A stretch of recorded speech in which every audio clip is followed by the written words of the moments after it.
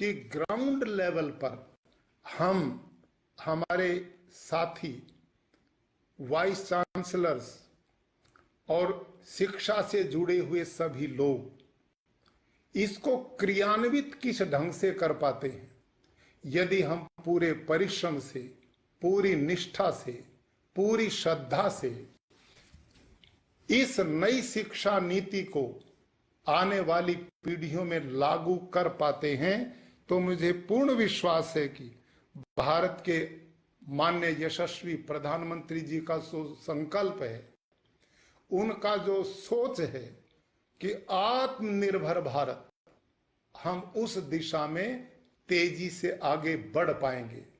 आज इस अवसर पर हम पूरे भारतवर्ष के विश्वविद्यालयों के कुलपति उपस्थित हैं, शिक्षाविद उपस्थित हैं। नई शिक्षा नीति हमारे सामने आ चुकी है। आओ आज हम बाबा साहब अंबेडकर के जन्म जयंती के अवसर पर एक संकल्प लें कि भारत को इस नई शिक्षा नीति से जोड़कर और आत्मनिर्भर भारत के निर्माण के लिए आगे बढ़ें। इन्हीं शब्दों के साथ धन्यवाद। धन्यवाद माननीय राज्यपाल महोदय आपका। माननीय प्रधानमंत्री जी श्री नरेंद्र मोदी जी हमसे जुड़ चुके हैं।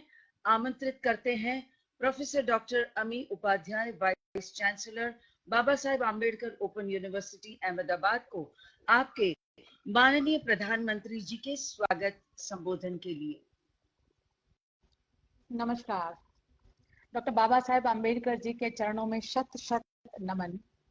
आज डॉक्टर बाबा साहेब आम्बेडकर जी की 130वीं जन्म जयंती और चैत्र नवरात्र के पावन अवसर पर भारत के परम सम्माननीय प्रधानमंत्री श्री नरेंद्र भाई मोदी जी सरीखे जाज्वल्यमान व्यक्तित्व का स्वागत अपने मंच पर करते हुए doctor Baba Saheb Ambedkar open university का ज्योतिर्मय परिसर अपनी प्रदीप्ति के पराकाष्ठा पर पहुंच रहा है।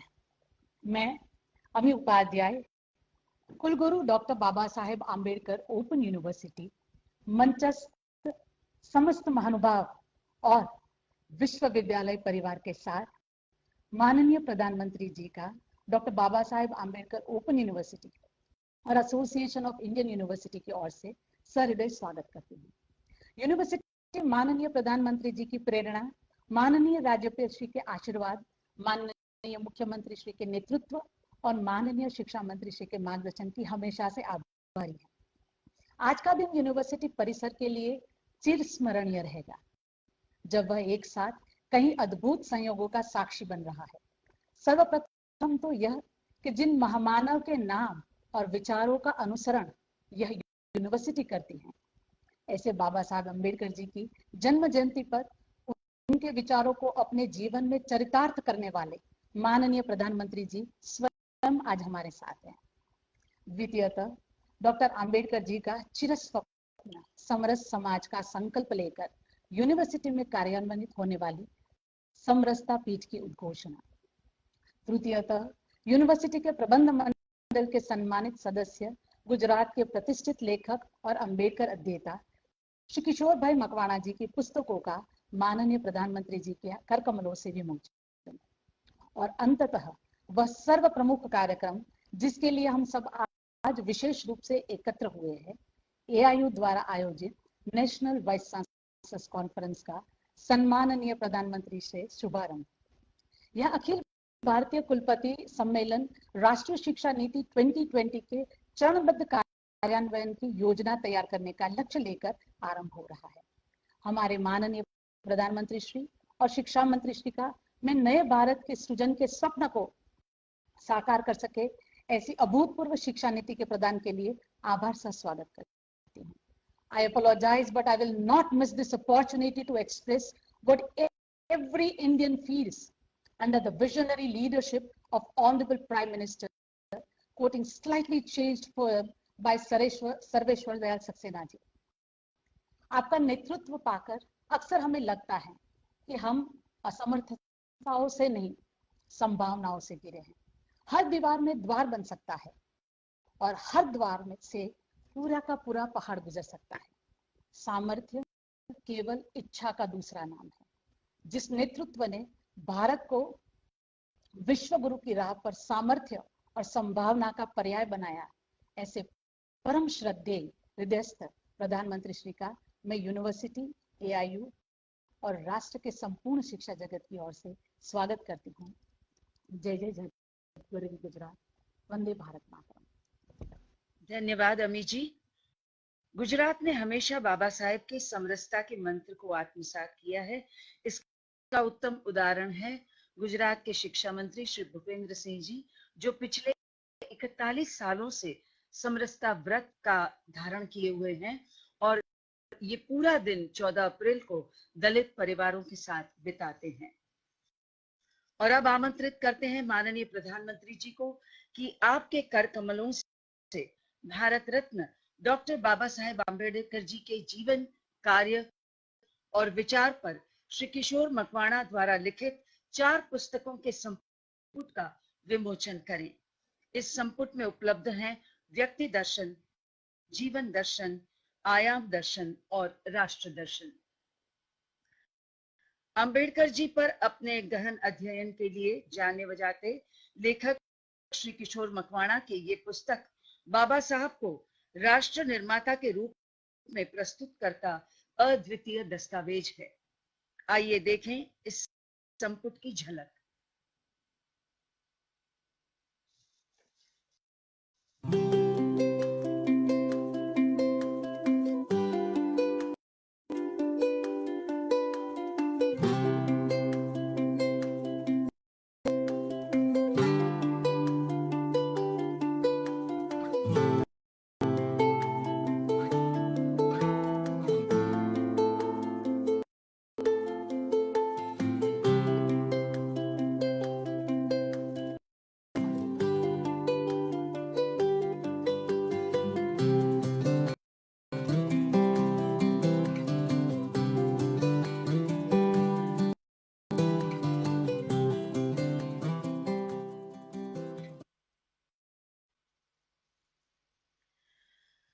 डॉक्टर बाबा साहेब आम्बेडकर जी के सपनों के भारत की परिकल्पना, जिसमें सभी को समान अवसर, अधिकार, जाति से बंधन से मुक्ति, टेक्नोलॉजी की शक्ति से प्रगति करता भारत को साकार करने के लिए संकल्पबद्ध आत्मनिर्भर भारत और नए भारत के स्वप्न दृष्टा माननीय प्रधानमंत्री जी श्री नरेंद्र मोदी जी को आमंत्रित करते हैं आपके प्रबुद्ध व मार्गदर्शक संबोधन के लिए।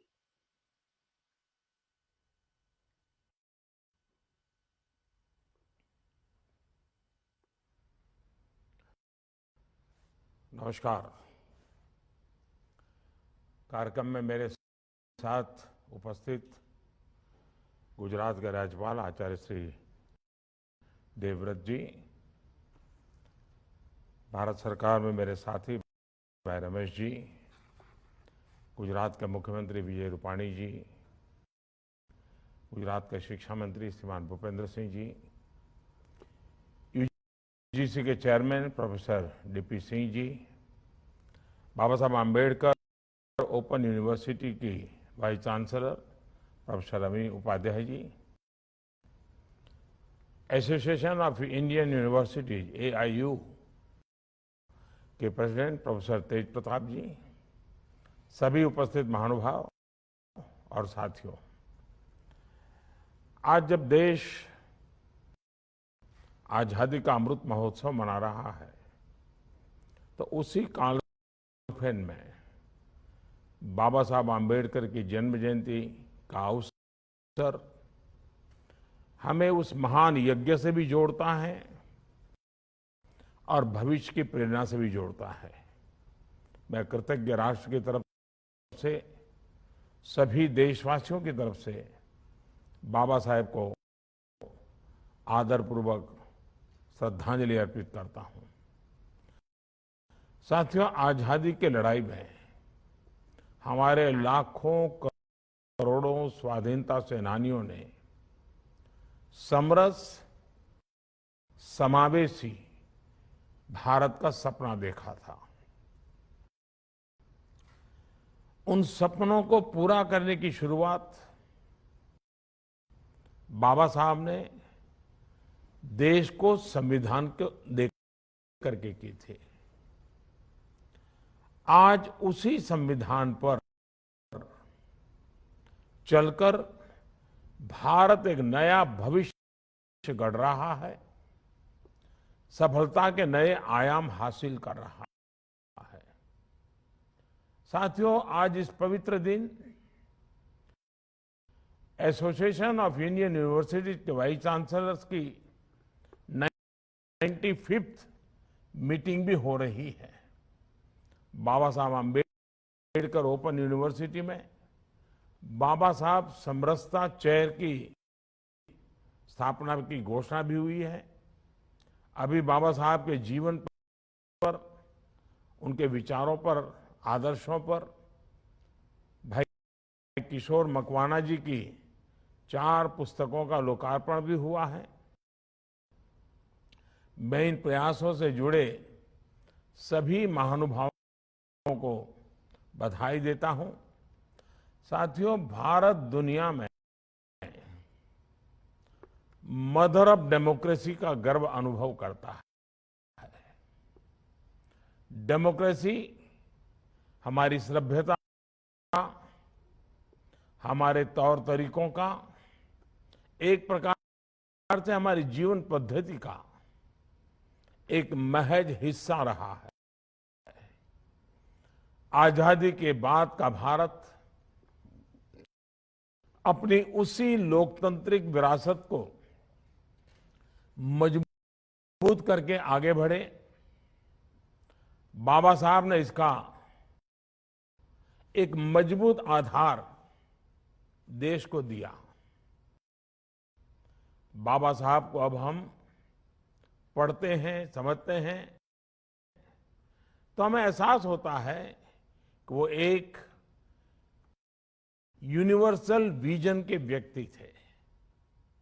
श्री किशोर मकवाना जी की किताब में बाबा साहब के इस विजन के स्पष्ट दर्शन होते हैं।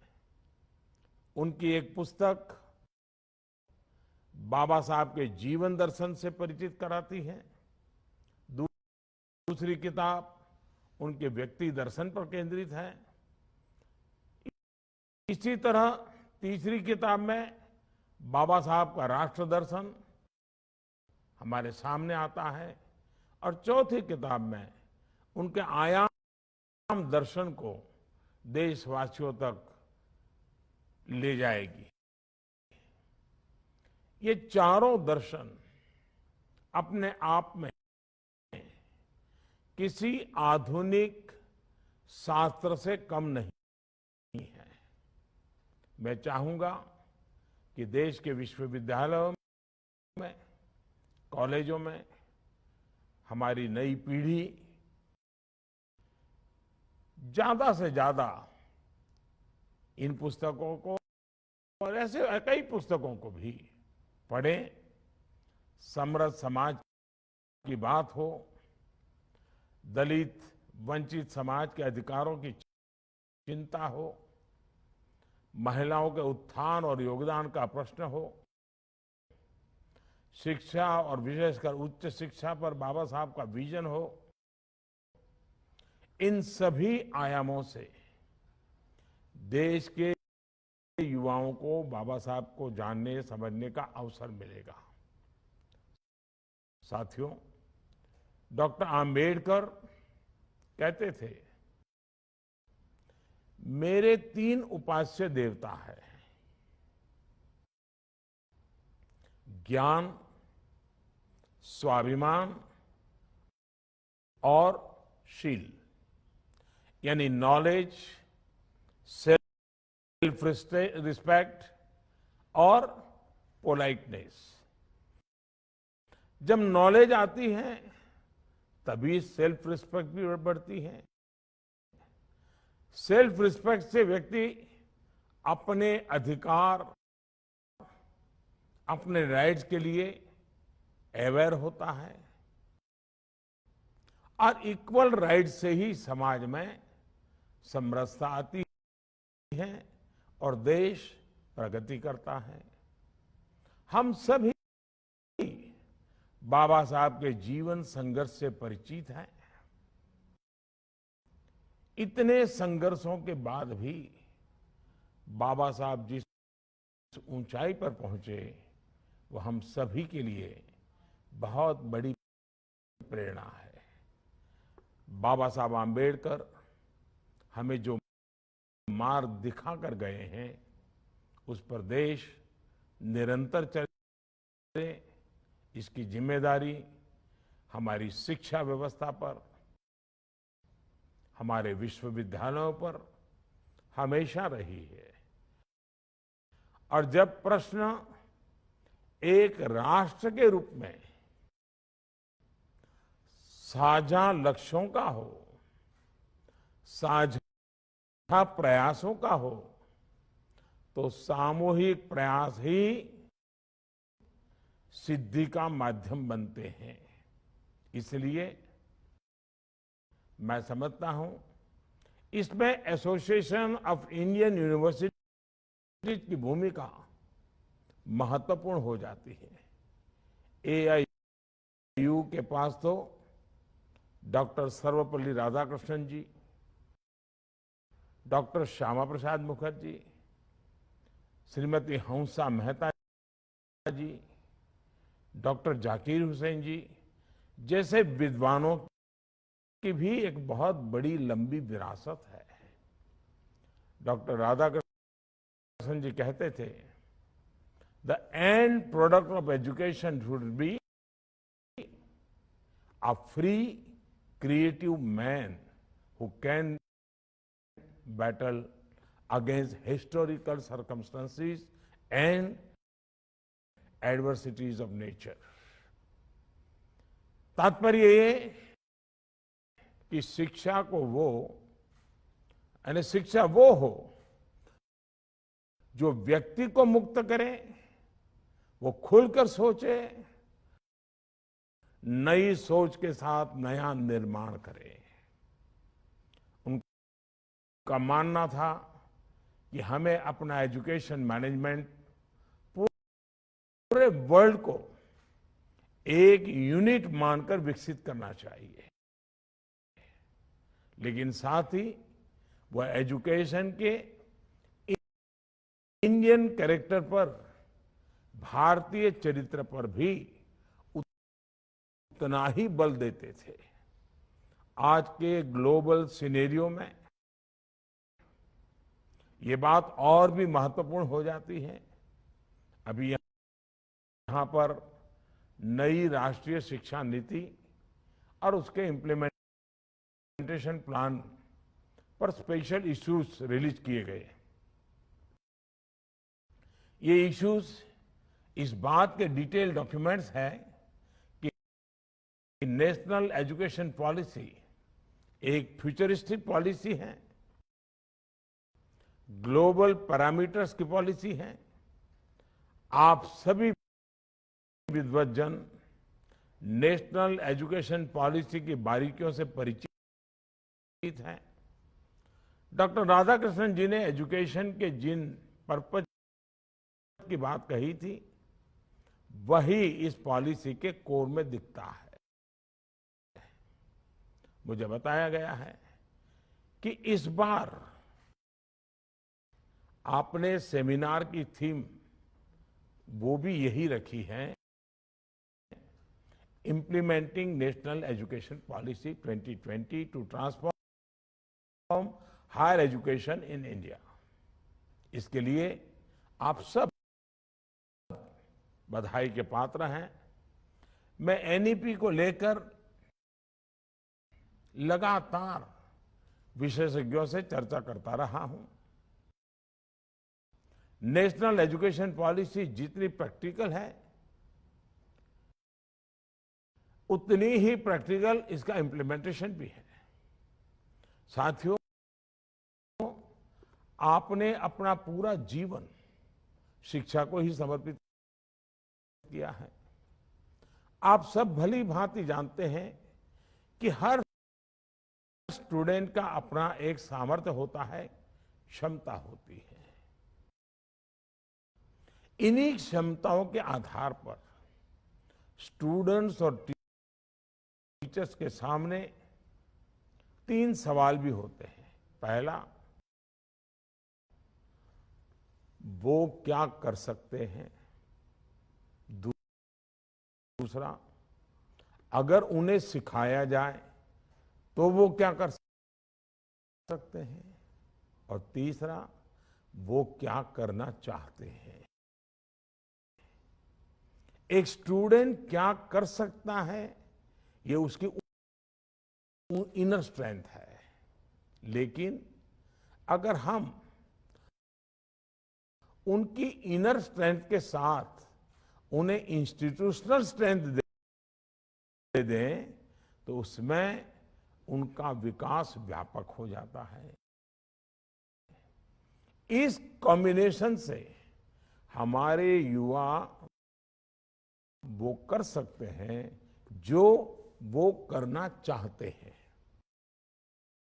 इसलिए आज देश का खास जोर स्किल डेवलपमेंट को लेकर है। आज जैसे जैसे देश आत्मनिर्भर भारत अभियान को लेकर आगे बढ़ रहा है, स्किल युवाओं की भूमिका और उनकी डिमांड भी बढ़ती जा रही है। साथियों, डॉक्टर श्यामा प्रसाद मुखर्जी ने स्किल्स की इसी ताकत को देखते हुए देश को पहले शिक्षण संस्थानों और उद्योगों के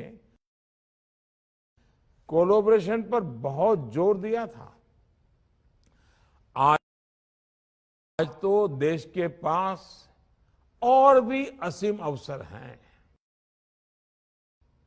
और भी आधुनिक दौर के नए नए उद्योग हैं। Artificial intelligence, internet of things और बिग डेटा से लेकर 3D printing, virtual reality, robotics, mobile technology, geo informatics और स्मार्ट हेल्थ केयर के डिफेंस सेक्टर तक आज दुनिया में भारत फ्यूचर सेंटर के रूप में देखा जा रहा है। इन जरूरतों को पूरा करने के लिए देश लगातार बड़े कदम भी उठा रहा है। देश के 3 बड़े शहरों में इंडियन इंस्टीट्यूट ऑफ स्किल्स की स्थापना की जा रही है। कुछ महीने पहले दिसंबर में ही Indian institute of skills Mumbai में पहला बैच भी शुरू हो गया है। नेस्कॉम के साथ भी 2018 में फ्यूचर स्किल्स इनिशिएटिव शुरू किया है।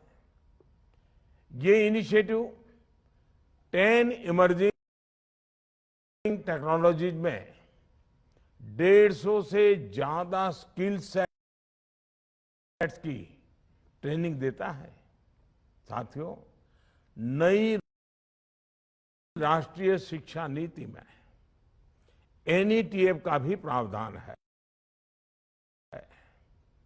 जो शिक्षा में टेक्नोलॉजी के ज्यादा से ज्यादा इस्तेमाल पर जोर देता है। हम ये चाहते हैं कि सारी यूनिवर्सिटीज मल्टी डिसिप्लिनरी बने। हम स्टूडेंट्स को फ्लेक्सिबिलिटी देना चाहते हैं, जैसे इजी एंट्री एग्जिट और एकेडमिक बैंक ऑफ क्रेडिट बनाकर आसानी से कहीं भी कोर्स पूरा करना। इन सभी लक्ष्यों को प्राप्त करने के लिए देश की हर यूनिवर्सिटी को साथ मिलकर एक दूसरे से तालमेल बिठाकर काम करना ही होगा। इस पर आप सभी वाइस चांसलर्स को विशेष ध्यान देना होगा। देश में जो नई नई संभावनाएं हैं, जिन जिन क्षेत्रों में हम संभावनाएं पैदा कर सकते हैं, उनके लिए एक बड़ा स्किल पूल हमारी यूनिवर्सिटी में भी तैयार होगा। आप सभी से आग्रह है कि इस दिशा में और तेजी से काम हो, एक तय समय के भीतर उस काम को समाप्त किया जाए। साथियों, बाबा साहब आम्बेडकर के कदमों पर चलते हुए देश तेजी से गरीब, दलित, पीड़ित, शोषित, वंचित सभी के जीवन में बदलाव ला रहा है। बाबा साहब ने समान अवसरों की बात की थी, समान अधिकारों की बात की थी। आज देश जनधन खातों के जरिए हर व्यक्ति का आर्थिक समावेश कर रहा है। डीबीटी के जरिए गरीब का पैसा सीधा उसके खाते में पहुंच रहा है। डिजिटल इकोनॉमी के लिए जिस भीम यूपीआई को शुरू किया गया था, आज वो गरीब की बहुत बड़ी ताकत बना है। डीबीटी के जरिए गरीब का पैसा सीधा उसके खाते में पहुंच रहा है। आज हर गरीब को गरीब को घर मिल रहा है, मुफ्त बिजली कनेक्शन मिल रहा है। जब उसी प्रकार से जल जीवन मिशन के तहत गांव में भी साफ पानी पहुंचाने का एक भरपूर मिशन मोड में काम हो रहा है। कोरोना का संकट आया तो भी देश गरीब मजदूर के लिए सबसे पहले खड़ा हुआ। दुनिया के सबसे बड़े वैक्सीनेशन प्रोग्राम में भी गरीब अमीर के आधार पर कोई भेदभाव नहीं है, कोई अंतर नहीं है। यही तो बाबा साहब का रास्ता है, यही तो उनके आदर्श हैं। साथियों, बाबा साहब हमेशा महिला सशक्तिकरण पर बल देते थे और इस दिशा में उन्होंने अनेक प्रयास किए। उनके इसी विजन पर चलते हुए देश आज अपनी बेटियों को नए नए अवसर दे रहा है। घर और स्कूल में शौचालय से लेकर सेना में युद्ध की भूमिकाओं तक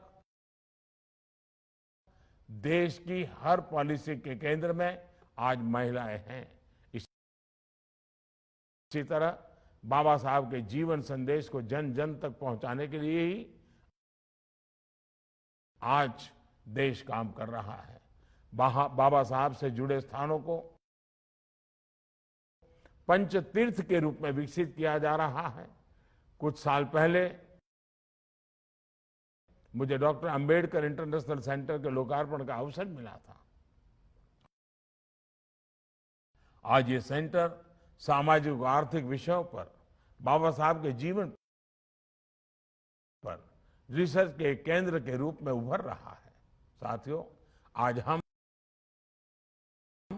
आजादी के 75 साल के करीब हैं और अगले 25 सालों के लक्ष्य हमारे सामने हैं। देश का ये भविष्य के लक्ष्य और सफलताएं हमारे युवाओं में से जुड़े हुए हैं। हमारे युवा ही इन संकल्पों को पूरा करेंगे। हमें देश के युवाओं को वो उनकी सामर्थ्य के हिसाब से अवसर देने हैं। मुझे पूरा भरोसा है कि हम सबके ये सामूहिक संकल्प हमारे शिक्षा जगत के ये जागृत प्रयास नए भारत के इस सपने को जरूर पूरा करेंगे। हमारे ये प्रयास, ये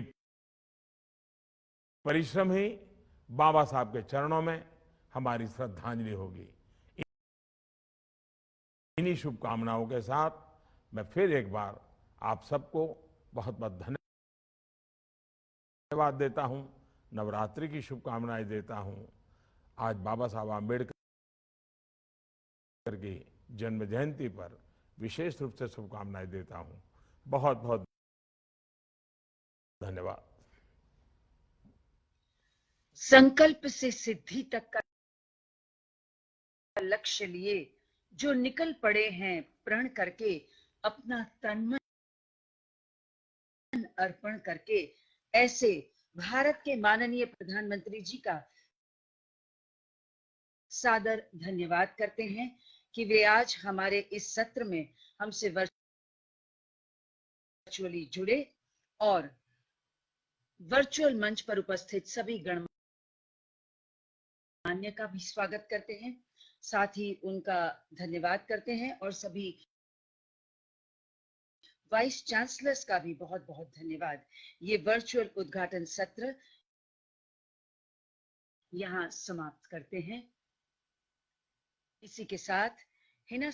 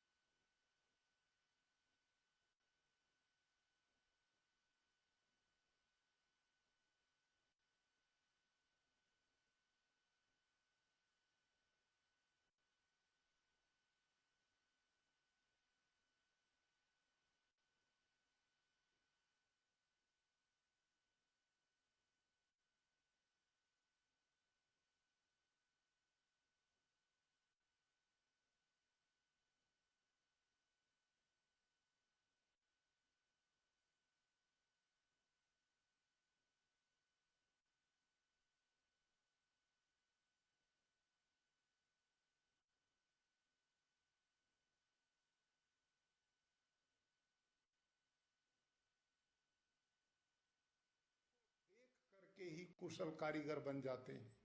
काश यदि शिक्षा नीति के साथ इस कौशल को जोड़ दिया गया तो हमारे आने वाली पीढ़ियां कितनी गति के साथ भारत को आत्मनिर्भरता की ओर ले पाएंगे।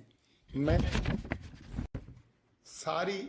इन सारी संभावनाओं के होते हुए भी सबसे बड़ी आवश्यकता इस बात की है कि ग्राउंड लेवल पर हम, हमारे साथी वाइस चांसलर्स और शिक्षा से जुड़े हुए सभी लोग इसको क्रियान्वित किस ढंग से कर पाते हैं। यदि हम पूरे परिश्रम से, पूरी निष्ठा से, पूरी श्रद्धा से इस नई शिक्षा नीति को आने वाली पीढ़ियों में लागू कर पाते हैं तो मुझे पूर्ण विश्वास है कि भारत के माननीय यशस्वी प्रधानमंत्री जी का जो संकल्प है, उनका जो सोच है कि आत्मनिर्भर भारत, हम उस दिशा में तेजी से आगे बढ़ पाएंगे। आज इस अवसर पर हम पूरे भारतवर्ष के विश्वविद्यालयों के कुलपति उपस्थित हैं, शिक्षाविद उपस्थित हैं। नई शिक्षा नीति हमारे सामने आ चुकी है। आओ आज हम बाबा साहब अंबेडकर के जन्म जयंती के अवसर पर एक संकल्प लें कि भारत को इस नई शिक्षा नीति से जोड़कर और आत्मनिर्भर भारत के निर्माण के लिए आगे बढ़ें। इन्हीं शब्दों के साथ धन्यवाद। धन्यवाद माननीय राज्यपाल महोदय आपका। माननीय प्रधानमंत्री जी श्री नरेंद्र मोदी जी हमसे जुड़ चुके हैं। आमंत्रित करते हैं प्रोफेसर डॉक्टर अमी Upadhyay, vice chancellor, Baba Saheb Ambedkar open university Ahmedabad को आपके माननीय प्रधानमंत्री जी के स्वागत संबोधन के लिए। नमस्कार। डॉक्टर बाबा साहेब आम्बेडकर जी के चरणों में शत शत नमन। आज डॉक्टर बाबा साहेब आम्बेडकर जी की 130वीं जन्म जयंती और चैत्र नवरात्र के पावन अवसर पर भारत के परम सम्माननीय प्रधानमंत्री श्री नरेंद्र भाई मोदी जी सरीखे जाज्वल्यमान व्यक्तित्व का स्वागत अपने मंच पर करते हुए doctor Baba Saheb Ambedkar open university का ज्योतिर्मय परिसर अपनी प्रदीप्ति के पराकाष्ठा पर पहुंच रहा है। मैं अमी उपाध्याय, कुलगुरु doctor Baba Saheb Ambedkar open university, मंचस्थ समस्त महानुभाव और विश्वविद्यालय परिवार के साथ माननीय प्रधानमंत्री जी का doctor Baba Saheb Ambedkar open university और एसोसिएशन ऑफ इंडियन यूनिवर्सिटी की ओर से सहृदय स्वागत करती हूँ। यूनिवर्सिटी माननीय प्रधानमंत्री जी की प्रेरणा, माननीय राज्यपाल श्री के आशीर्वाद, माननीय मुख्यमंत्री श्री के नेतृत्व और माननीय शिक्षा मंत्री श्री के मार्गदर्शन की हमेशा से आभारी है। आज का दिन यूनिवर्सिटी परिसर के लिए चिरस्मरणीय रहेगा, जब वह एक साथ कई अद्भुत संयोगों का साक्षी बन रहा है। सर्वप्रथम तो यह कि जिन महामानव के नाम और विचारों का अनुसरण यह यूनिवर्सिटी करती है, ऐसे बाबा साहब अम्बेडकर जी की जन्म जयंती पर उनके विचारों को अपने जीवन में चरितार्थ करने वाले माननीय प्रधानमंत्री जी स्वयं आज हमारे साथ हैं। द्वितीयतः डॉक्टर आम्बेडकर जी का चिरस्वप्न समरस समाज का संकल्प लेकर यूनिवर्सिटी में कार्यान्वित होने वाली समरसता पीठ की उद्घोषणा। तृतीयतः यूनिवर्सिटी के प्रबंध मंडल के सम्मानित सदस्य, गुजरात के प्रतिष्ठित लेखक और अम्बेडकर अध्येता श्री किशोर भाई मकवाणा जी की पुस्तकों का माननीय प्रधानमंत्री जी के कर कमलों से विमोचन। और अंततः वह सर्व प्रमुख कार्यक्रम जिसके लिए हम सब आज विशेष रूप से एकत्र हुए हैं, एआईयू द्वारा आयोजित नेशनल वाइस चांसलर्स कॉन्फ्रेंस का सम्माननीय प्रधानमंत्री से शुभारंभ। यह अखिल भारतीय कुलपति सम्मेलन राष्ट्रीय शिक्षा नीति 2020 के चरणबद्ध कार्यान्वयन की योजना तैयार करने का लक्ष्य लेकर आरंभ हो रहा है। हमारे माननीय प्रधानमंत्री श्री और शिक्षा मंत्री श्री का मैं नए भारत के सृजन के स्वप्न को साकार कर सके ऐसी अभूतपूर्व शिक्षा नीति के प्रदान के लिए आभार से स्वागत करती हूँ। I apologize, but I will not miss this opportunity to express what every Indian feels under the visionary leadership of Honorable Prime Minister, quoting slightly changed poem by Sarveshwar Dayal Saxena ji. आपका नेतृत्व पाकर अक्सर हमें लगता है कि हम असमर्थताओं से नहीं, संभावनाओं से घिरे हैं। हर दीवार में द्वार बन सकता है और हर द्वार में से पूरा का पूरा पहाड़ गुजर सकता है। सामर्थ्य केवल इच्छा का दूसरा नाम है। जिस नेतृत्व ने भारत को विश्व गुरु की राह पर सामर्थ्य और संभावना का पर्याय बनाया, ऐसे परम श्रद्धेय हृदयस्थ प्रधानमंत्री श्री का मैं यूनिवर्सिटी, एआईयू और राष्ट्र के संपूर्ण शिक्षा जगत की ओर से स्वागत करती हूँ। जय जय जय गरीब गुजरात, वंदे भारत मातरम। धन्यवाद अमी जी। गुजरात ने हमेशा बाबा साहेब के समरसता के मंत्र को आत्मसात किया है। इसका उत्तम उदाहरण है गुजरात के शिक्षा मंत्री श्री भूपेंद्र सिंह जी, जो पिछले 41 सालों से समरसता व्रत का धारण किए हुए हैं और ये पूरा दिन 14 अप्रैल को दलित परिवारों के साथ बिताते हैं। और अब आमंत्रित करते हैं माननीय प्रधानमंत्री जी को कि आपके कर कमलों से भारत रत्न डॉक्टर बाबा साहेब आम्बेडकर जी के जीवन, कार्य और विचार पर श्री किशोर मकवाणा द्वारा लिखित 4 पुस्तकों के संपुट का विमोचन करें। इस संपुट में उपलब्ध हैं व्यक्ति दर्शन, जीवन दर्शन, आयाम दर्शन और राष्ट्र दर्शन। अंबेडकर जी पर अपने गहन अध्ययन के लिए जाने बजाते लेखक श्री किशोर मकवाणा के ये पुस्तक बाबा साहब को राष्ट्र निर्माता के रूप में प्रस्तुत करता अद्वितीय दस्तावेज है। आइए देखें इस संपुट की झलक।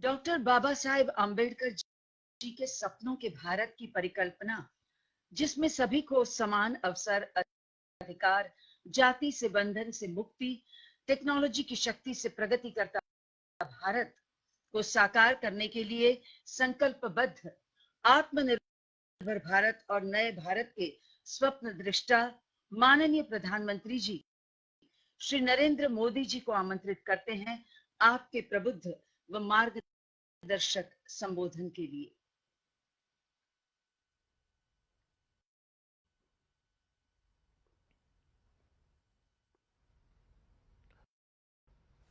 नमस्कार।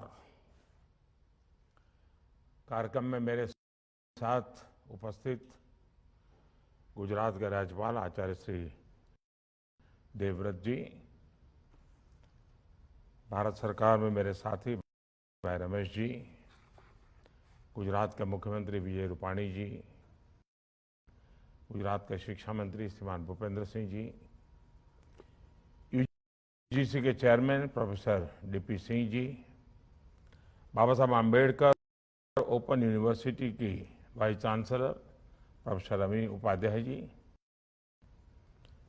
Association of Indian universities AIU के प्रेसिडेंट प्रोफेसर तेज प्रताप जी, सभी उपस्थित महानुभाव और साथियों, आज जब देश आजादी का अमृत महोत्सव मना रहा है, तो उसी कालखंड में बाबा साहब आम्बेडकर की जन्म जयंती का अवसर हमें उस महान यज्ञ से भी जोड़ता है और भविष्य की प्रेरणा से भी जोड़ता है। मैं कृतज्ञ राष्ट्र की तरफ से, सभी देशवासियों की तरफ से बाबा साहेब को आदरपूर्वक श्रद्धांजलि अर्पित करता हूं। साथियों, आजादी की लड़ाई में हमारे लाखों करोड़ों स्वाधीनता सेनानियों ने समरस समावेशी भारत का सपना देखा था। उन सपनों को पूरा करने की शुरुआत बाबा साहब ने देश को संविधान को दे करके की थी। आज उसी संविधान पर चलकर भारत एक नया भविष्य गढ़ रहा है, सफलता के नए आयाम हासिल कर रहा है। साथियों, आज इस पवित्र दिन एसोसिएशन ऑफ इंडियन यूनिवर्सिटीज के वाइस चांसलर्स की 95th मीटिंग भी हो रही है। बाबा साहब आम्बेडकर ओपन यूनिवर्सिटी में बाबा साहब समरसता चेयर की स्थापना की घोषणा भी हुई है। अभी बाबा साहब के जीवन पर, उनके विचारों पर, आदर्शों पर भाई किशोर मकवाना जी की 4 पुस्तकों का लोकार्पण भी हुआ है। मैं इन प्रयासों से जुड़े सभी महानुभावों को बधाई देता हूं। साथियों, भारत दुनिया में मदर ऑफ डेमोक्रेसी का गर्व अनुभव करता है। डेमोक्रेसी हमारी सभ्यता, हमारे तौर तरीकों का, एक प्रकार से हमारी जीवन पद्धति का एक महज हिस्सा रहा है। आजादी के बाद का भारत अपनी उसी लोकतांत्रिक विरासत को मजबूत करके आगे बढ़े। बाबा साहब ने इसका एक मजबूत आधार देश को दिया। बाबा साहब को अब हम पढ़ते हैं, समझते हैं, तो हमें एहसास होता है कि वो एक यूनिवर्सल विजन के व्यक्ति थे। श्री किशोर मकवाना जी की किताब में बाबा साहब के इस विजन के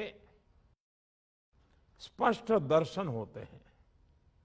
उनकी एक पुस्तक बाबा साहब के जीवन दर्शन से परिचित कराती है।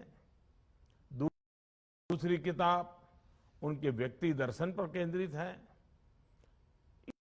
इसी तरह तीसरी किताब में बाबा साहब का राष्ट्र दर्शन हमारे सामने आता है और चौथी किताब में उनके आयाम दर्शन को देशवासियों तक ले जाएगी। ये चारों दर्शन अपने आप में किसी आधुनिक शास्त्र से कम नहीं है। मैं चाहूंगा कि देश के विश्वविद्यालयों में, कॉलेजों में हमारी नई पीढ़ी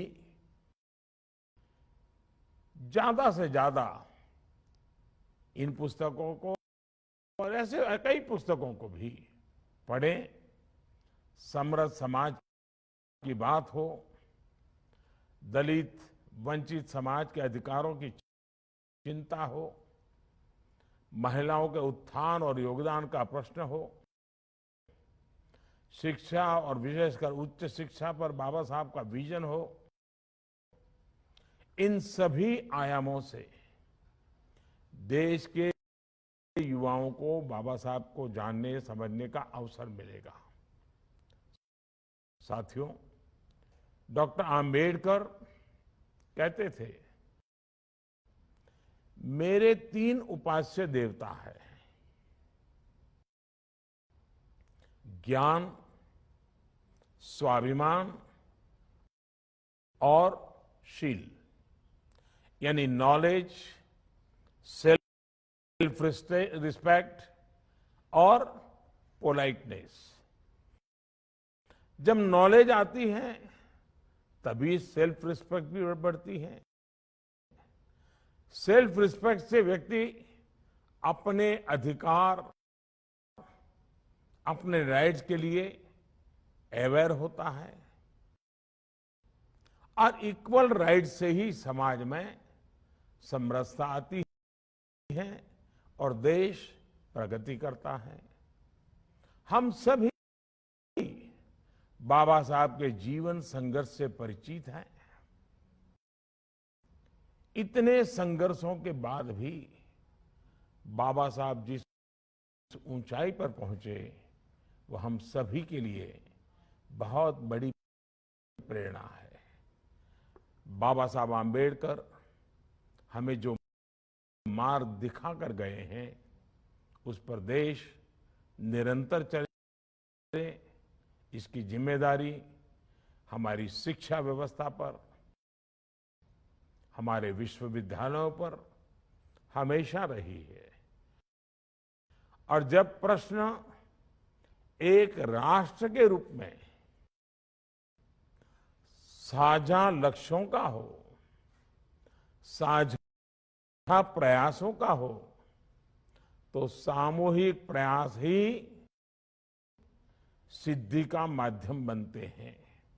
इसलिए मैं समझता हूं इसमें एसोसिएशन ऑफ इंडियन यूनिवर्सिटीज की भूमिका महत्वपूर्ण हो जाती है। एआईयू के पास तो डॉक्टर सर्वपल्ली राधाकृष्णन जी, डॉक्टर श्यामा प्रसाद मुखर्जी, श्रीमती हंसा मेहता जी, डॉक्टर जाकिर हुसैन जी जैसे विद्वानों की भी एक बहुत बड़ी लंबी विरासत है। डॉक्टर राधाकृष्णन जी कहते थे, the end product of education should be a free creative man who can battle against historical circumstances and adversities of nature. तात्पर्य ये कि शिक्षा को शिक्षा वो हो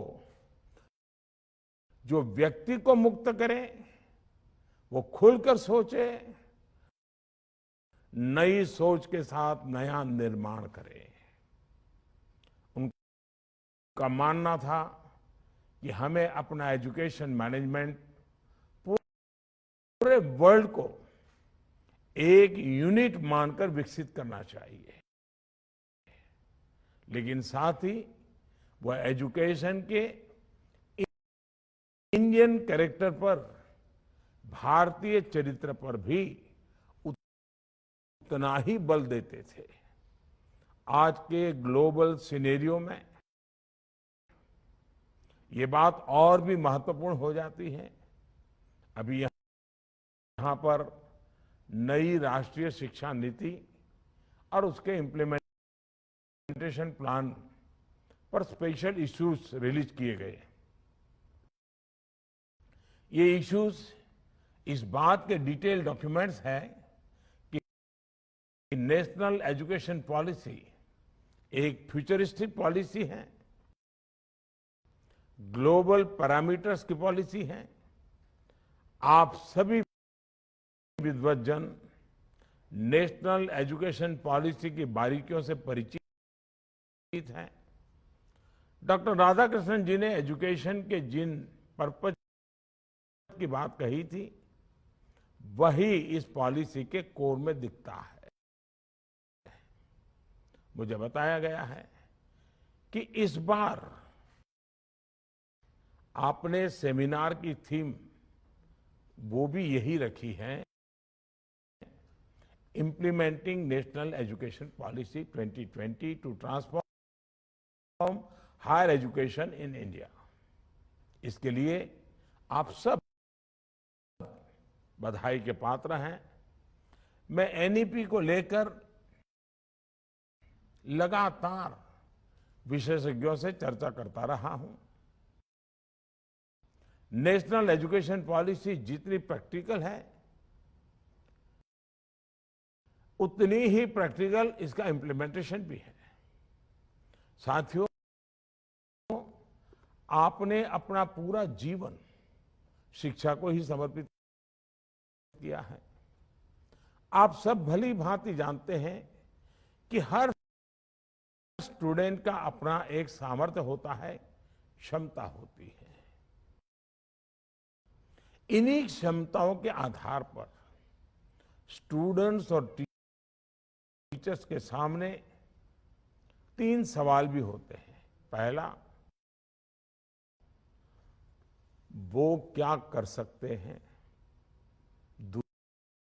दूसरा, अगर उन्हें सिखाया जाए तो वो क्या कर सकते हैं। और तीसरा, वो क्या करना चाहते हैं। एक स्टूडेंट क्या कर सकता है, ये उसकी इनर स्ट्रेंथ है। लेकिन अगर हम उनकी इनर स्ट्रेंथ के साथ उन्हें इंस्टीट्यूशनल स्ट्रेंथ दे दें, तो उसमें उनका विकास व्यापक हो जाता है। इस कॉम्बिनेशन से हमारे युवा वो कर सकते हैं जो वो करना चाहते हैं। इसलिए आज देश का खास जोर स्किल डेवलपमेंट को लेकर है। आज जैसे जैसे देश आत्मनिर्भर भारत अभियान को लेकर आगे बढ़ रहा है, स्किल युवाओं की भूमिका और उनकी डिमांड भी बढ़ती जा रही है। साथियों, डॉक्टर श्यामा प्रसाद मुखर्जी ने स्किल्स की इसी ताकत को देखते हुए देश को पहले शिक्षण संस्थानों और उद्योगों के कोलैबोरेशन पर बहुत जोर दिया था। आज तो देश के पास और भी असीम अवसर हैं, और भी आधुनिक दौर के नए नए उद्योग हैं। Artificial intelligence, internet of things और बिग डेटा से लेकर 3D printing, virtual reality, robotics, mobile technology, geo informatics और स्मार्ट हेल्थ केयर के डिफेंस सेक्टर तक आज दुनिया में भारत फ्यूचर सेंटर के रूप में देखा जा रहा है। इन जरूरतों को पूरा करने के लिए देश लगातार बड़े कदम भी उठा रहा है। देश के 3 बड़े शहरों में इंडियन इंस्टीट्यूट ऑफ स्किल्स की स्थापना की जा रही है। कुछ महीने पहले दिसंबर में ही Indian institute of skills Mumbai में पहला बैच भी शुरू हो गया है। नेस्कॉम के साथ भी 2018 में फ्यूचर स्किल्स इनिशिएटिव शुरू किया है। ये इनिशिएटिव 10 इमर्जिंग टेक्नोलॉजीज में 150 से ज्यादा स्किल सेट्स की ट्रेनिंग देता है। साथियों, नई राष्ट्रीय शिक्षा नीति में NETF का भी प्रावधान है, जो शिक्षा में टेक्नोलॉजी के ज्यादा से ज्यादा इस्तेमाल पर जोर देता है। हम ये चाहते हैं कि सारी यूनिवर्सिटीज मल्टी डिसिप्लिनरी बने। हम स्टूडेंट्स को फ्लेक्सिबिलिटी देना चाहते हैं, जैसे इजी एंट्री एग्जिट और एकेडमिक बैंक ऑफ क्रेडिट बनाकर आसानी से कहीं भी कोर्स पूरा करना। इन सभी लक्ष्यों को प्राप्त करने के लिए देश की हर यूनिवर्सिटी को साथ मिलकर एक दूसरे से तालमेल बिठाकर काम करना ही होगा। इस पर आप सभी वाइस चांसलर्स को विशेष ध्यान देना होगा। देश में जो नई नई संभावनाएं हैं, जिन जिन क्षेत्रों में हम संभावनाएं पैदा कर सकते हैं, उनके लिए एक बड़ा स्किल पूल हमारी यूनिवर्सिटी में भी तैयार होगा। आप सभी से आग्रह है कि इस दिशा में और तेजी से काम हो। एक तय समय के भीतर उस काम को समाप्त किया जाए। साथियों, बाबा साहब आम्बेडकर के कदमों पर चलते हुए देश तेजी से गरीब, दलित, पीड़ित, शोषित, वंचित सभी के जीवन में बदलाव ला रहा है। बाबा साहब ने समान अवसरों की बात की थी, समान अधिकारों की बात की थी। आज देश जनधन खातों के जरिए हर व्यक्ति का आर्थिक समावेश कर रहा है।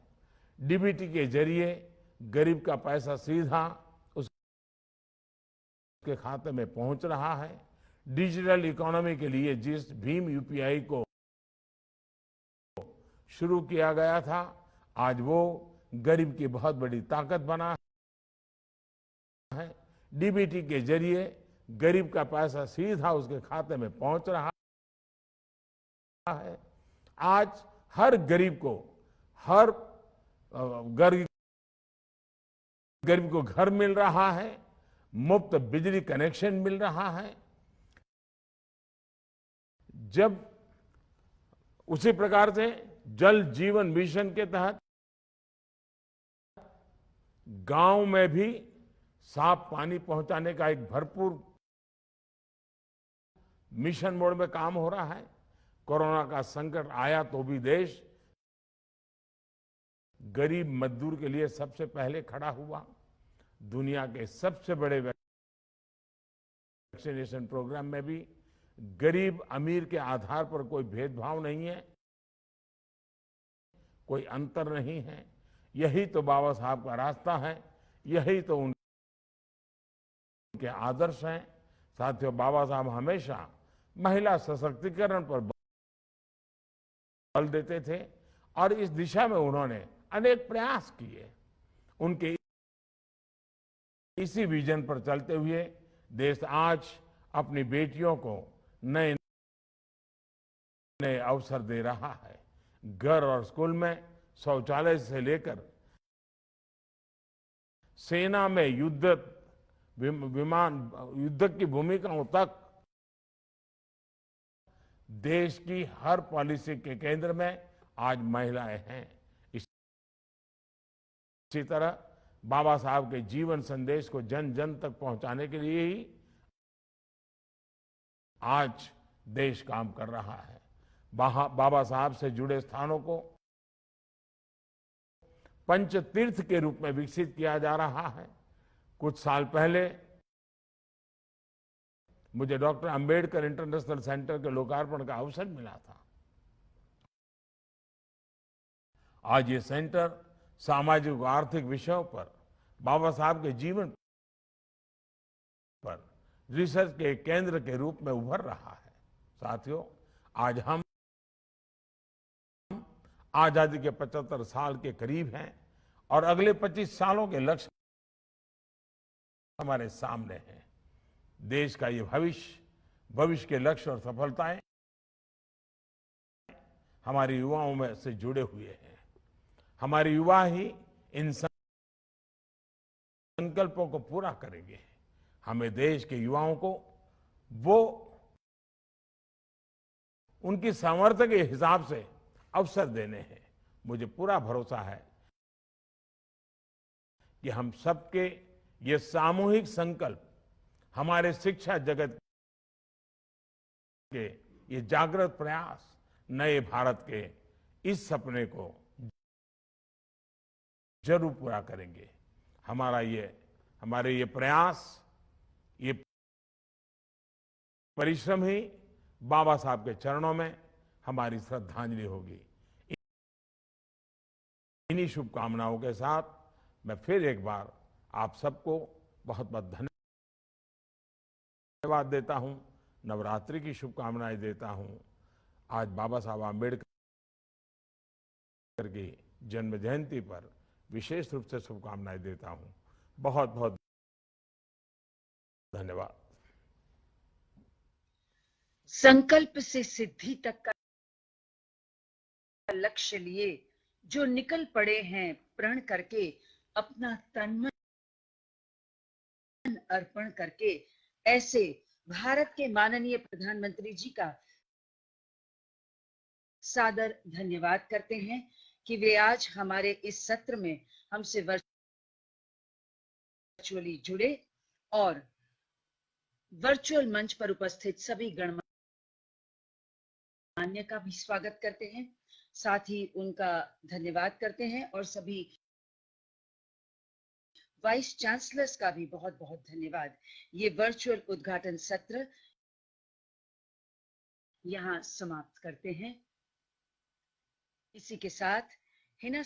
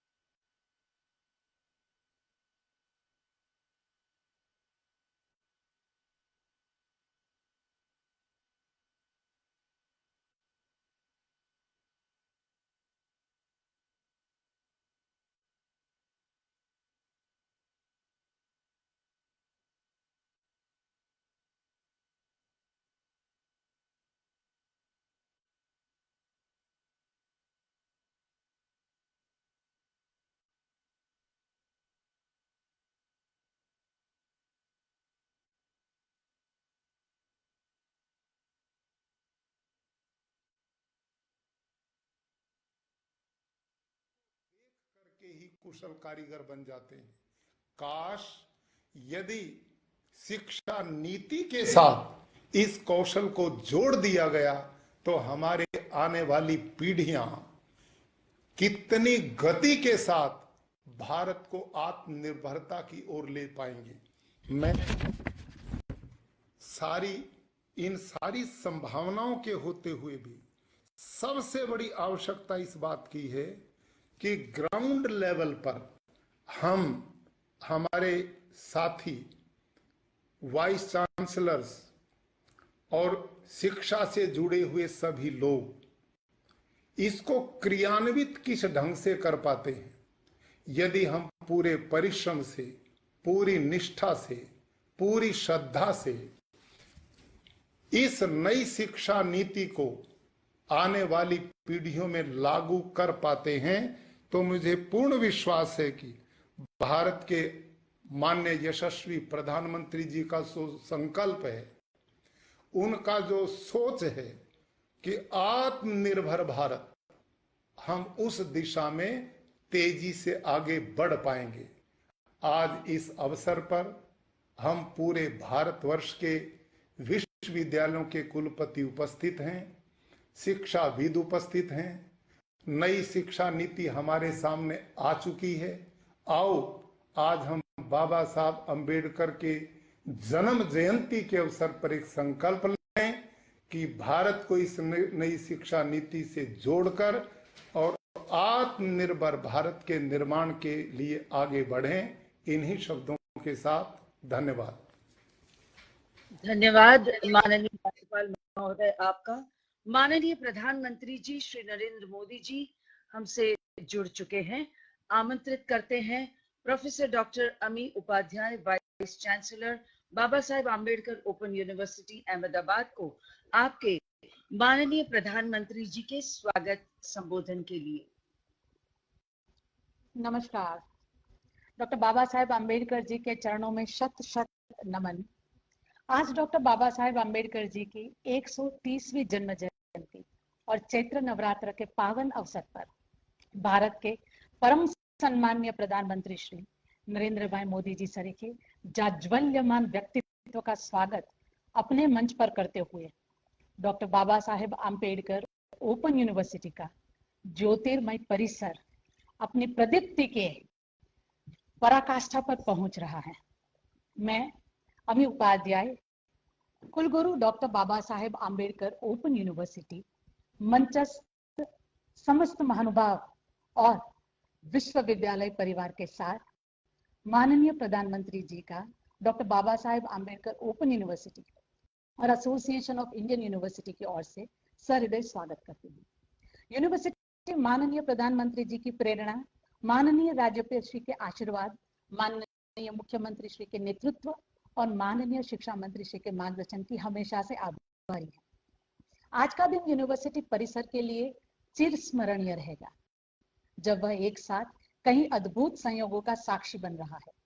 सर्वप्रथम तो यह कि जिन महामानव के नाम और विचारों का अनुसरण यह यूनिवर्सिटी करती है, ऐसे बाबा साहब अम्बेडकर जी की जन्म जयंती पर उनके विचारों को अपने जीवन में चरितार्थ करने वाले माननीय प्रधानमंत्री जी स्वयं आज हमारे साथ हैं। द्वितीयतः डॉक्टर आम्बेडकर जी का चिरस्वप्न समरस समाज का संकल्प लेकर यूनिवर्सिटी में कार्यान्वित होने वाली समरसता पीठ की उद्घोषणा। तृतीयतः यूनिवर्सिटी के प्रबंध मंडल के सम्मानित सदस्य, गुजरात के प्रतिष्ठित लेखक और अम्बेडकर अध्येता श्री किशोर भाई मकवाणा जी की पुस्तकों का माननीय प्रधानमंत्री जी के कर कमलों से विमोचन। और अंततः वह सर्व प्रमुख कार्यक्रम जिसके लिए हम सब आज विशेष रूप से एकत्र हुए हैं, AIU द्वारा आयोजित नेशनल वाइस चांसलर्स कॉन्फ्रेंस का सम्माननीय प्रधानमंत्री से शुभारंभ। यह अखिल भारतीय कुलपति सम्मेलन राष्ट्रीय शिक्षा नीति 2020 के चरणबद्ध कार्यान्वयन की योजना तैयार करने का लक्ष्य लेकर आरंभ हो रहा है। हमारे माननीय प्रधानमंत्री श्री और शिक्षा मंत्री श्री का मैं नए भारत के सृजन के स्वप्न को साकार कर सके ऐसी अभूतपूर्व शिक्षा नीति के प्रदान के लिए आभार से स्वागत करती हूँ। I apologize, but I will not miss this opportunity to express what every Indian feels under the visionary leadership of Honorable Prime Minister, quoting slightly changed poem by Sarveshwar Dayal Saxena ji. आपका नेतृत्व पाकर अक्सर हमें लगता है कि हम असमर्थताओं से नहीं, संभावनाओं से घिरे हैं। हर दीवार में द्वार बन सकता है और हर द्वार में से पूरा का पूरा पहाड़ गुजर सकता है। सामर्थ्य केवल इच्छा का दूसरा नाम है।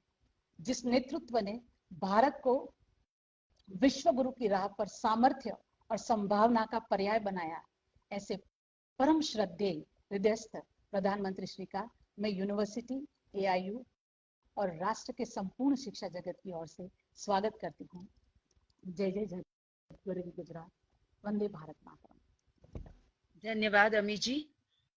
गुजरात ने हमेशा बाबा साहेब के समरसता के मंत्र को आत्मसात किया है। इसका उत्तम उदाहरण है गुजरात के शिक्षा मंत्री श्री भूपेंद्र सिंह जी, जो पिछले 41 सालों से समरसता व्रत का धारण किए हुए हैं और ये पूरा दिन 14 अप्रैल को दलित परिवारों के साथ बिताते हैं। और अब आमंत्रित करते हैं माननीय प्रधानमंत्री जी को कि आपके कर कमलों से भारत रत्न डॉक्टर बाबा साहेब आम्बेडकर जी के जीवन, कार्य और विचार पर श्री किशोर मकवाणा द्वारा लिखित 4 पुस्तकों के संपुट का विमोचन करें। इस संपुट में उपलब्ध हैं व्यक्ति दर्शन, जीवन दर्शन, आयाम दर्शन और राष्ट्र दर्शन। अंबेडकर जी पर अपने गहन अध्ययन के लिए जाने बजाते लेखक श्री किशोर मकवाणा के ये पुस्तक बाबा साहब को राष्ट्र निर्माता के रूप में प्रस्तुत करता अद्वितीय दस्तावेज है। आइए देखें इस संपुट की झलक।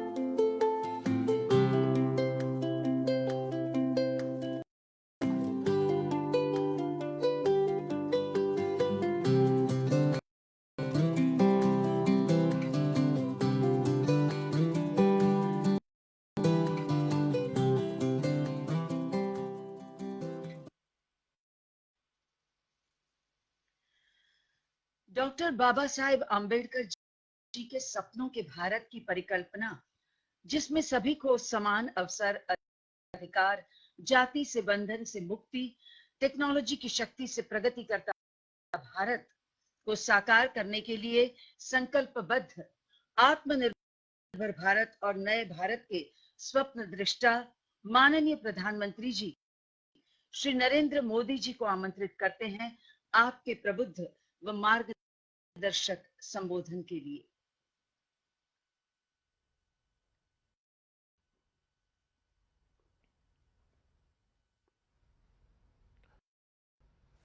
नमस्कार। कार्यक्रम में मेरे साथ उपस्थित गुजरात के राज्यपाल आचार्य श्री देवव्रत जी, भारत सरकार में मेरे साथी भाई रमेश जी, गुजरात के मुख्यमंत्री विजय रूपाणी जी, गुजरात के शिक्षा मंत्री श्रीमान भूपेंद्र सिंह जी, UGC के chairman professor DP Singh ji, Baba Saheb Ambedkar open university की vice chancellor professor Ami Upadhyay ji, association of Indian universities AIU के प्रेसिडेंट प्रोफेसर तेज प्रताप जी, सभी उपस्थित महानुभाव और साथियों, आज जब देश आजादी का अमृत महोत्सव मना रहा है, तो उसी कालखंड में बाबा साहब आम्बेडकर की जन्म जयंती का अवसर हमें उस महान यज्ञ से भी जोड़ता है और भविष्य की प्रेरणा से भी जोड़ता है। मैं कृतज्ञ राष्ट्र की तरफ से, सभी देशवासियों की तरफ से बाबा साहेब को आदरपूर्वक श्रद्धांजलि अर्पित करता हूं। साथियों, आजादी की लड़ाई में हमारे लाखों करोड़ों स्वाधीनता सेनानियों ने समरस समावेशी भारत का सपना देखा था। उन सपनों को पूरा करने की शुरुआत बाबा साहब ने देश को संविधान को दे करके की थी। आज उसी संविधान पर चलकर भारत एक नया भविष्य गढ़ रहा है, सफलता के नए आयाम हासिल कर रहा है। साथियों, आज इस पवित्र दिन एसोसिएशन ऑफ इंडियन यूनिवर्सिटीज के वाइस चांसलर्स की 95th मीटिंग भी हो रही है। बाबा साहब अम्बेडकर ओपन यूनिवर्सिटी में बाबा साहब समरसता चेयर की स्थापना की घोषणा भी हुई है। अभी बाबा साहब के जीवन पर, उनके विचारों पर, आदर्शों पर भाई किशोर मकवाना जी की 4 पुस्तकों का लोकार्पण भी हुआ है। मैं इन प्रयासों से जुड़े सभी महानुभावों को बधाई देता हूं। साथियों, भारत दुनिया में मदर ऑफ डेमोक्रेसी का गर्व अनुभव करता है। डेमोक्रेसी हमारी सभ्यता, हमारे तौर तरीकों का, एक प्रकार से हमारी जीवन पद्धति का एक महज हिस्सा रहा है। आजादी के बाद का भारत अपनी उसी लोकतांत्रिक विरासत को मजबूत करके आगे बढ़े। बाबा साहब ने इसका एक मजबूत आधार देश को दिया। बाबा साहब को अब हम पढ़ते हैं, समझते हैं, तो हमें एहसास होता है कि वो एक यूनिवर्सल विजन के व्यक्ति थे। श्री किशोर मकवाना जी की किताब में बाबा साहब के इस विजन के स्पष्ट दर्शन होते हैं। उनकी एक पुस्तक बाबा साहब के जीवन दर्शन से परिचित कराती है। दूसरी किताब उनके व्यक्ति दर्शन पर केंद्रित है। इसी तरह तीसरी किताब में बाबा साहब का राष्ट्र दर्शन हमारे सामने आता है और चौथी किताब में उनके आयाम दर्शन को देशवासियों तक ले जाएगी। ये चारों दर्शन अपने आप में किसी आधुनिक शास्त्र से कम नहीं है। मैं चाहूंगा कि देश के विश्वविद्यालयों में, कॉलेजों में हमारी नई पीढ़ी ज्यादा से ज्यादा इन पुस्तकों को और ऐसे कई पुस्तकों को भी पढ़े। समृद्ध समाज की बात हो, दलित वंचित समाज के अधिकारों की चिंता हो, महिलाओं के उत्थान और योगदान का प्रश्न हो, शिक्षा और विशेषकर उच्च शिक्षा पर बाबा साहब का विजन हो, इन सभी आयामों से देश के युवाओं को बाबा साहब को जानने समझने का अवसर मिलेगा।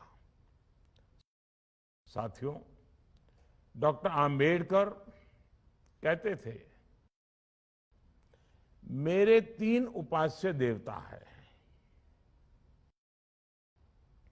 ज्ञान, स्वाभिमान और शील, यानी नॉलेज, सेल्फ रिस्पेक्ट और पोलाइटनेस। जब नॉलेज आती है तभी सेल्फ रिस्पेक्ट भी बढ़ती है। सेल्फ रिस्पेक्ट से व्यक्ति अपने अधिकार, अपने राइट्स के लिए अवेयर होता है और इक्वल राइट से ही समाज में समरसता आती है और देश प्रगति करता है। हम सभी बाबा साहब के जीवन संघर्ष से परिचित हैं। इतने संघर्षों के बाद भी बाबा साहब जिस ऊंचाई पर पहुंचे वो हम सभी के लिए बहुत बड़ी प्रेरणा है। बाबा साहब आम्बेडकर हमें जो मार्ग दिखा कर गए हैं उस पर देश निरंतर चले, इसकी जिम्मेदारी हमारी शिक्षा व्यवस्था पर, हमारे विश्वविद्यालयों पर हमेशा रही है। और जब प्रश्न एक राष्ट्र के रूप में साझा लक्ष्यों का हो, साझा प्रयासों का हो, तो सामूहिक प्रयास ही सिद्धि का माध्यम बनते हैं। इसलिए मैं समझता हूं इसमें एसोसिएशन ऑफ इंडियन यूनिवर्सिटी की भूमिका महत्वपूर्ण हो जाती है। एआईयू के पास तो डॉक्टर सर्वपल्ली राधाकृष्णन जी, डॉक्टर श्यामा प्रसाद मुखर्जी, श्रीमती हंसा मेहता जी, डॉक्टर जाकिर हुसैन जी जैसे विद्वानों की भी एक बहुत बड़ी लंबी विरासत है। डॉक्टर राधाकृष्णन जी कहते थे, the end product of education should be a free creative man who can battle against historical circumstances and adversities of nature. तात्पर्य ये कि शिक्षा को शिक्षा वो हो जो व्यक्ति को मुक्त करे, वो खुलकर सोचे, नई सोच के साथ नया निर्माण करे। उनका मानना था कि हमें अपना एजुकेशन मैनेजमेंट पूरे वर्ल्ड को एक यूनिट मानकर विकसित करना चाहिए, लेकिन साथ ही वह एजुकेशन के इंडियन कैरेक्टर पर, भारतीय चरित्र पर भी उतना ही बल देते थे। आज के ग्लोबल सिनेरियो में ये बात और भी महत्वपूर्ण हो जाती है।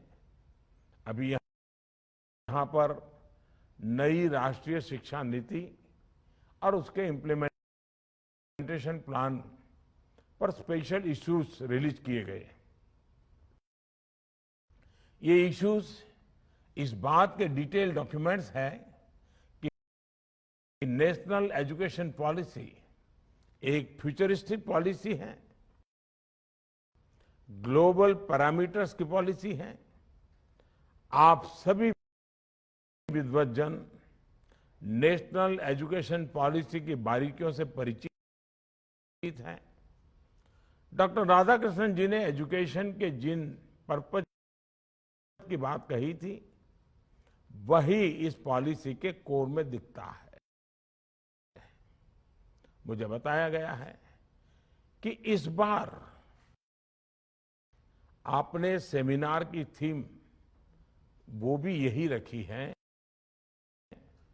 Implementing national education policy 2020 to transform higher education in India.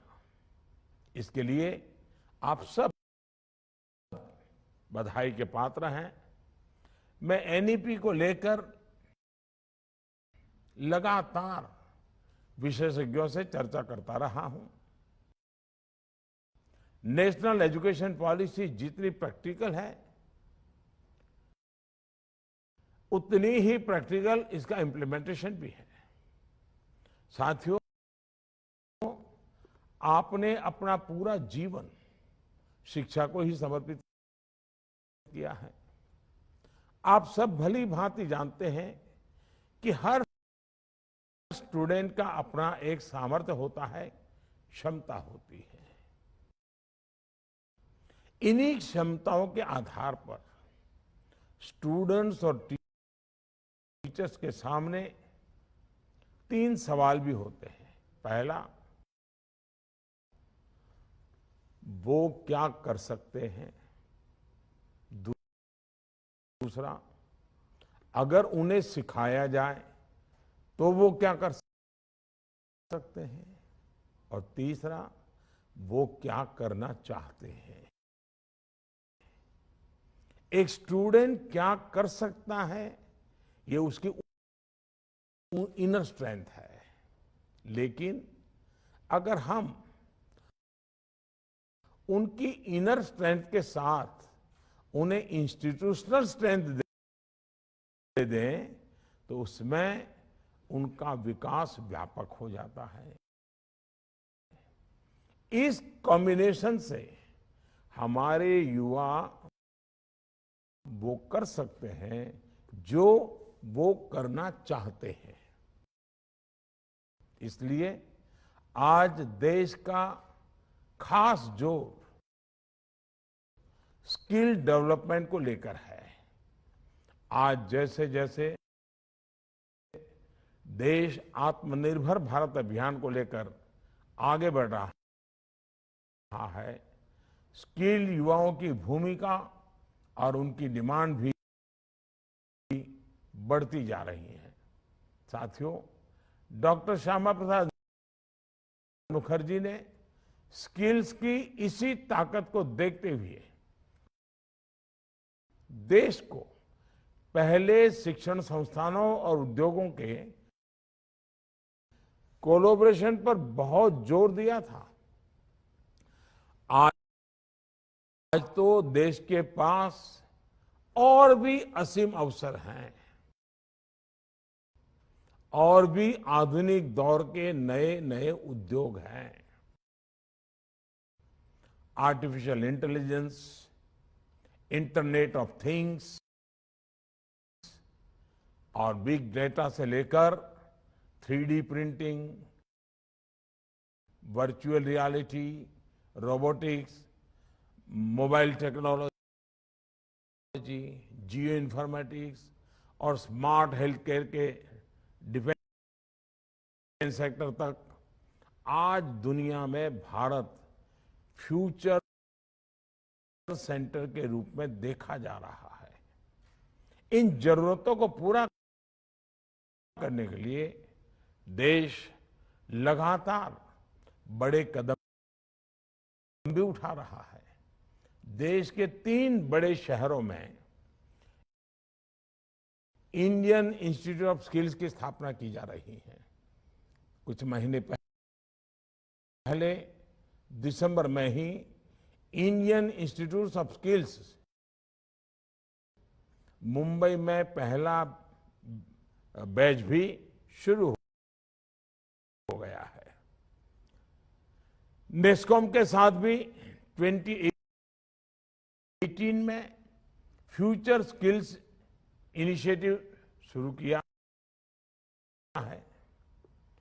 ये इनिशिएटिव 10 इमर्जिंग टेक्नोलॉजीज में 150 से ज्यादा स्किल सेट्स की ट्रेनिंग देता है। साथियों, नई राष्ट्रीय शिक्षा नीति में NETF का भी प्रावधान है, जो शिक्षा में टेक्नोलॉजी के ज्यादा से ज्यादा इस्तेमाल पर जोर देता है। हम ये चाहते हैं कि सारी यूनिवर्सिटीज मल्टी डिसिप्लिनरी बने। हम स्टूडेंट्स को फ्लेक्सिबिलिटी देना चाहते हैं, जैसे इजी एंट्री एग्जिट और एकेडमिक बैंक ऑफ क्रेडिट बनाकर आसानी से कहीं भी कोर्स पूरा करना, इन सभी लक्ष्यों को प्राप्त करने के लिए देश की हर यूनिवर्सिटी को साथ मिलकर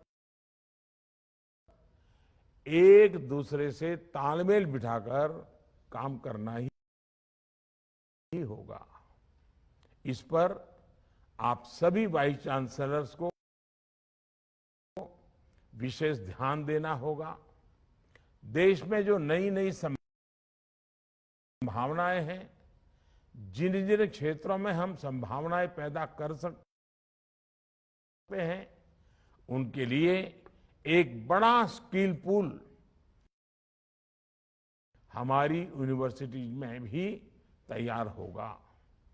आप सभी से आग्रह है कि इस दिशा में और तेजी से काम हो, एक तय समय के भीतर उस काम को समाप्त किया जाए। साथियों, बाबा साहब आम्बेडकर के कदमों पर चलते हुए देश तेजी से गरीब, दलित, पीड़ित, शोषित, वंचित सभी के जीवन में बदलाव ला रहा है। बाबा साहब ने समान अवसरों की बात की थी, समान अधिकारों की बात की थी। आज देश जनधन खातों के जरिए हर व्यक्ति का आर्थिक समावेश कर रहा है। डीबीटी के जरिए गरीब का पैसा सीधा उसके खाते में पहुंच रहा है। डिजिटल इकोनॉमी के लिए जिस भीम यूपीआई को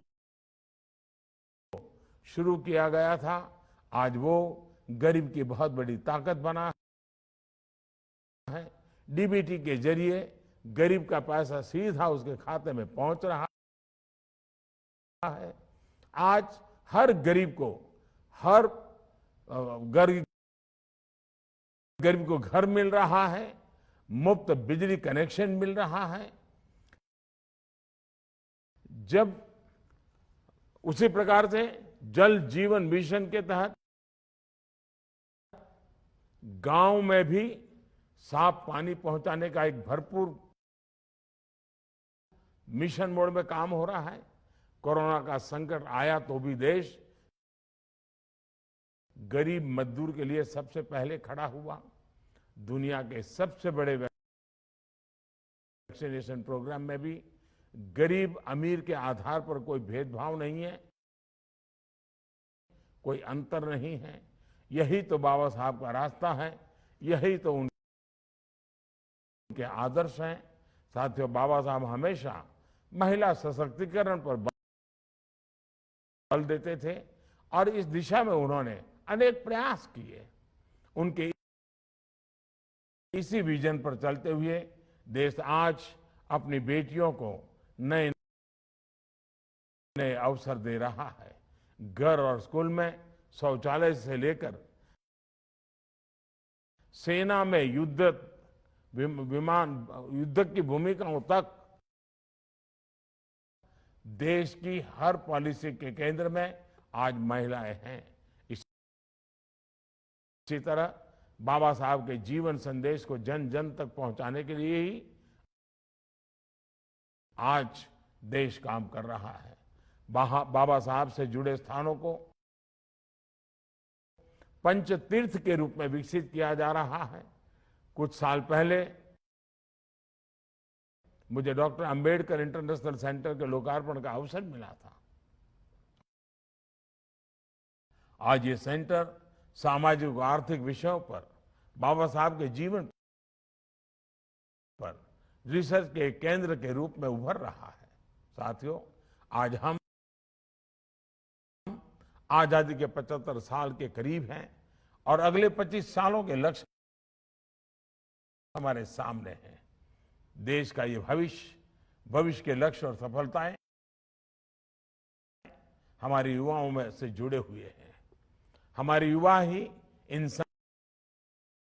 संकल्पों को पूरा करेंगे।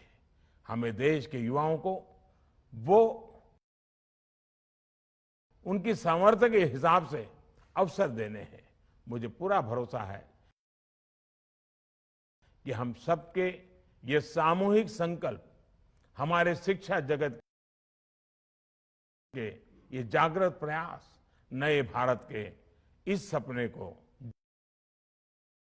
जरूर पूरा करेंगे। हमारे ये प्रयास, ये परिश्रम ही बाबा साहब के चरणों में हमारी श्रद्धांजलि होगी। इन्हीं शुभकामनाओं के साथ मैं फिर एक बार आप सबको बहुत बहुत धन्यवाद देता हूं, नवरात्रि की शुभकामनाएं देता हूं। आज बाबा साहब आम्बेडकर की जन्म जयंती पर विशेष रूप से शुभकामनाएं देता हूं। बहुत बहुत धन्यवाद। संकल्प से सिद्धि तक का लक्ष्य लिए जो निकल पड़े हैं प्रण करके, अपना तन मन अर्पण करके, ऐसे भारत के माननीय प्रधानमंत्री जी का सादर धन्यवाद करते हैं कि वे आज हमारे इस सत्र में हमसे वर्चुअली जुड़े और वर्चुअल मंच पर उपस्थित सभी गणमान्य का भी स्वागत करते हैं, साथ ही उनका धन्यवाद करते हैं और सभी वाइस चांसलर्स का भी बहुत बहुत धन्यवाद। ये वर्चुअल उद्घाटन सत्र यहां समाप्त करते हैं। इसी के साथ हिना